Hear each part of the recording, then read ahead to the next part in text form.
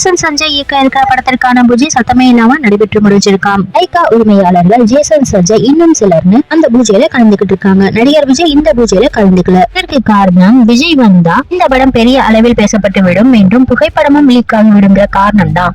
அந்த புகைப்படங்கள் வைரல் ஆகிவிட்டா விஜயால தான் வைரல் ஆகிடுச்சுன்னு இந்த பேச்சும் வந்துவிடக் கூடாதுங்கிற காரணத்தினாலதான் விஜய் வரலையாம். இது மட்டும் இல்லாம தன்னால தன்னோட மகன் வளர்ச்சி அடைந்து விடக்கூடாது, அது அவனோட சுய முயற்சியாக தான் இருக்கணும்னு விஜய் நினைக்கிறாராம். இந்த காரணத்தினாலதான் சஞ்சய் படம் அறிவிக்கப்படும் போது கூட அவர் எந்த விஷயத்தையுமே பேசலையாம். அதனாலதான் அவர் தன்னோட மகன் இயக்க இருக்கிற படத்துக்கான பூஜையில கூட கலந்துக்கலன்னு சொல்லப்படுது. இந்த சூழல்ல அவர் இயக்குனர் ஆகிறதுக்கு லைகா நிறுவனத்துக்கிட்ட பேசி வாய்ப்பு பெற்றுக் கொடுத்தவர் யாருங்கிற ஒரு தகவல் கிடைச்சிருக்கு. அதாவது விஜயோட மனைவி சங்கீதாவிற்கு தன்னோட மகன் நடிகன் ஆகாம இயக்குனராக தான் மாறணும்னு ஒரு பெரிய ஆசையாம். இதையடுத்துதான் அவர் நேரடியா லைகா கிட்டேயே பேசி வாய்ப்பை பெற்றுக் கொடுத்ததாக பத்திரிகையாளர் ஒருவர் தெரிவிச்சிருக்காரு.